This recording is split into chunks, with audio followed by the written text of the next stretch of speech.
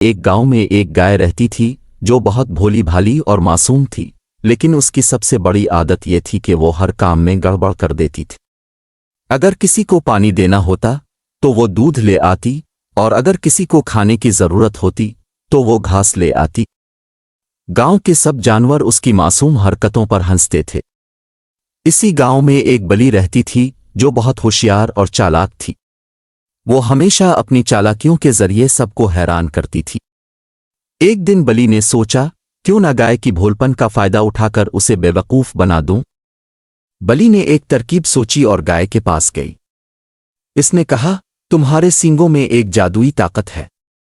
اگر تم ان سینگوں کو خاص جادوئی گھاس سے رگڑو تو تم اڑ سکتی ہو۔ گائے حیران ہو کر بولی، سچ؟ بلی نے کہا، بالکل سچ، لیکن اس جادوئی گھاس کو لانے کے لیے تمہیں جنگل کے دوسرے سرے تک جانا ہوگا۔ گائے خوش ہو کر جنگل کی طرف چل پڑی۔ راستے میں اسے کئی مشکلیں آئیں، لیکن اپنی بھولپن اور ہمت سے وہ سب پر قابو پاتی گئی۔ اس نے بندروں سے راستہ پوچھا، ہاتھی سے مدد لی اور پرندوں کے گیت سن کر اپنا حوصلہ بڑھایا۔ آخرکار گائے اس جگہ پہنچی جہاں جادوئی گھاس موجود تھی، لیکن وہاں ایک مسئلہ تھا۔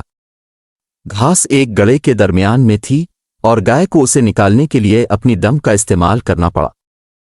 کافی محنت کے بعد گائے گھاس لے کر واپس گاؤں آئی۔ جب گائے نے سینگوں پر گھاس رگڑنا شروع کی تو کچھ بھی نہیں ہوا۔ باقی جانور ہنسنے لگے اور کہا، تمہیں چالاک بلی نے بے وقوف بنایا، لیکن گائے نے مسکراتے ہوئے کہا، کوئی بات نہیں، میں نے اتنا خوبصورت سفر کیا، اتنے نئے دوست بنائے اور اپنی ہمت کا مظاہرہ کیا۔